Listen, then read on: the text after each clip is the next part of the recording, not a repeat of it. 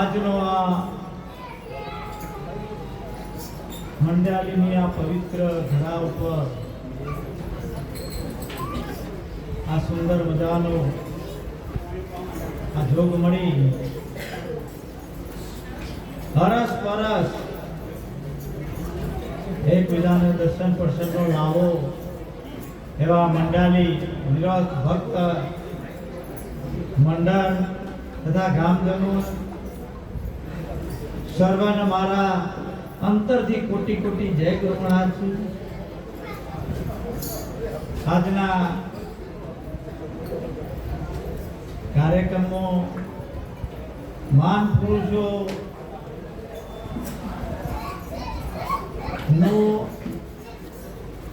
શું બોલવું, કારણ જોઈને આનંદ થઈ જાય છે. કેમ કે જેના પાસેથી કંઈક લેવા જેવું છે, જેમના પાસેથી કંઈક સાંભળીને આપણા જીવનમાં ઉત્કર્ષ થાય એવું છે, એવા મહાન પુરુષો આપણા વચ્ચે હાજર છે. એટલે પણ એમના વચનનું મૌન વચન પડે એટલા માટે જે કોઈ ઉર્મિમાં સદગુરુ લાવે એવો વ્યક્ત થશે. મહાન પુરુષોનું કહેવું એવું છે કે ભાઈ આ પરમ તત્વ આખા વિશ્વમાં એક જ છે. આપણો નિરોધ દેશ એટલો ફાલ્યો ફૂલ્યો છે, વાત એક જ છે, પણ એક વાત બરોબર પચતી નથી. કારણ મહાન પુરુષો તો એક જ તત્વની વાત કરે છે ને જો બીજી ઊભી થઈ તો મોય તત ભ્રમણા ઊભી થવાની. મહાન પુરુષો કીધું કે દ્વૈત ભાવે દુગ્ધ્યા ઘણી ધાય ધોખો પા. અરે ધોખે મન ઢંકાઈનું સત્ય મોનો સંસાર.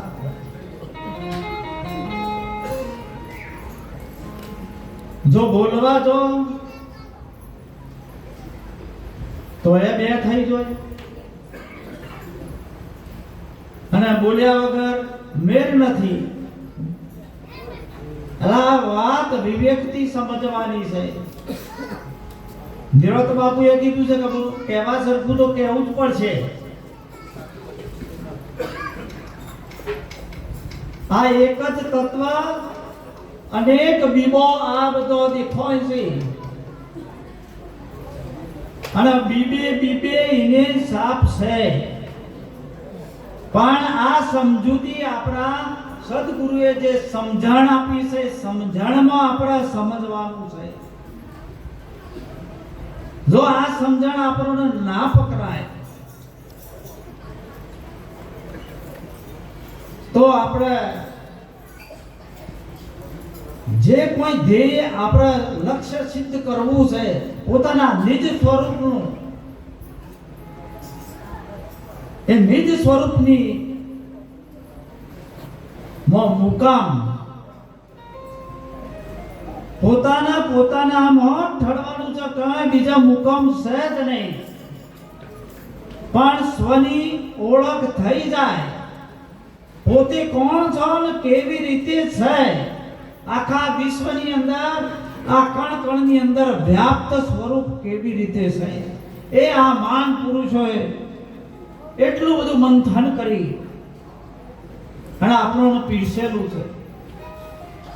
પણ આ વાત જ્યારે આપણા અંતરમાં એ વચન ઉપર નિષ્ઠા લાવી, એના ઉપર વિશ્વાસ લાવી અને આપણે જો એ પ્રમાણે ઢળી જઈએ તો જ માંથી ગ્રત બની અને મોજ તત્વ સાર રૂપે આવે છે. માન પૂછ્યું કે આ સંસાર અસાર છે, પણ અસાર સંસારમાંથી સાર પણ માન પુરુષે કાઢી અને આ તત્વ રૂપી એક તત્વ એ નિજ સાર સ્વરૂપે પોતે પોતાનામાં ઠળવાનું ઠેકાણું બતાવ્યું છે. હવે નિજ સાર વાતો શાસ્ત્રો વેદો મહાન પુરુષો પ્રશ્ન એક જ ઉભો થાય છે કે ભાઈ તું કોણ છે, ક્યાંથી આવ્યો છે, ક્યાં જવાનું છે, તારું મૂળ મુકામ ક્યાં છે? એક બાજુ વાત એમ છે કે કશું આવતું નથી, કશું જતું નથી, જેમ છે તેમ યથાર્થ. એલા નિરોત બાપુએ એની સમજણની ભૂમિકામાં એના અમર નામ તરીકે એક લેબલ આપ્યું. કારણ કે આ તો 52 અક્ષરની બહાર છે. જો 52 અક્ષરની બહાર હોય તો કોઈ શબ્દ નું ઉચ્ચારણ ના થાય. કારણ કે જે કોઈ બધું થઈ રહ્યું છે એ આ બાજી બધી 52 ની છે. પણ વાત કરવા માટે માન પુરુષોએ આધારથી નિરાધારને પકડવાની અને એક લક્ષ્ય બતાવવા માટે એક ધાર આપણા સુધી મૂકી છે. હવે આ જે ધાર છે, मान निरोध बापू कीधु नाम ही नाम संत संसार में पाया है जन्म तो नाम जपना. पुराण प्रतीत गए छु गुरु वचन तो इस विध काम होए अपना. दास निरोध रहे नाम के आश्रय, नाम को छान ले छोड़ दे सपना.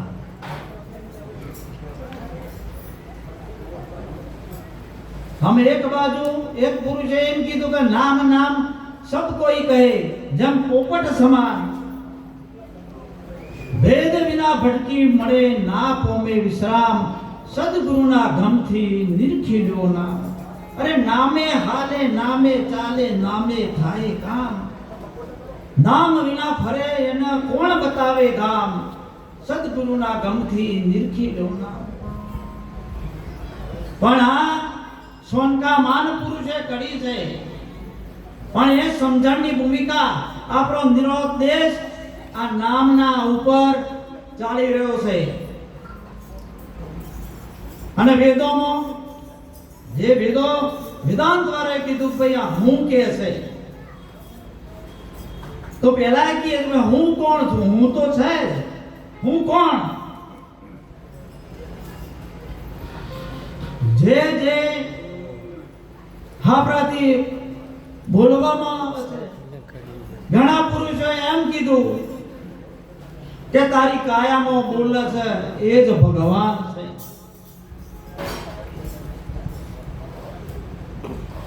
તો કોણ બોલે? તો માન પુરુષો કીધું કે નામ બોલે, નામ બોલાવે. શામાં બોલે? નામ. કારણ કે એના વગર કોઈ પત્તું હાલતું નથી. જો જુઓ જેટલા જેટલા તમારી દ્રષ્ટિ પોક બધા કોઈ જગા ખાલી નથી. અણુમેરું સમતોલ ભરેલો છે. પણ આપણી દ્રષ્ટિમાં ભેદ છે. આપણી જેવી દ્રષ્ટિ એવું આપણને પ્રતિભાષિત થાય છે. પણ જો આપણી નિર્મળ દ્રષ્ટિ હોય અને નિરખવાની જો આપણી પારક શક્તિ હોય તો જો જુઓ તો પોતાના સિવાય બીજું કોઈ છે નહીં. પણ જેની સ્થિતિ અજ્ઞાનિક સ્થિતિ છે, એનું જીવન છે, એના જીવન ઉપરથી ખબર પડે કે ભાઈ આ કેવી રીતે જીવન જીવે છે. નિજ નામની વાતો માન પુરુષે કરી છે કે આ જે છે અને જે પરમ તત્વ છે એ જ નિજ નામ છે. પણ તેઓ કોઈ ઓગળી દેવાય એવી નથી. મહાન પુરુષોએ આ જુક્તિ મુક્તિનો ખેલ કાઢી અને આ ભૂમિકા ઉપર લઈ જઈ અને આપણને સમજાવવાનો પ્રયત્ન કર્યો છે. બધા મહાન પુરુષો બહુ છે. મારા આજે બોલવાની ઈચ્છા નથી, મારે સાંભળવું જ હતું.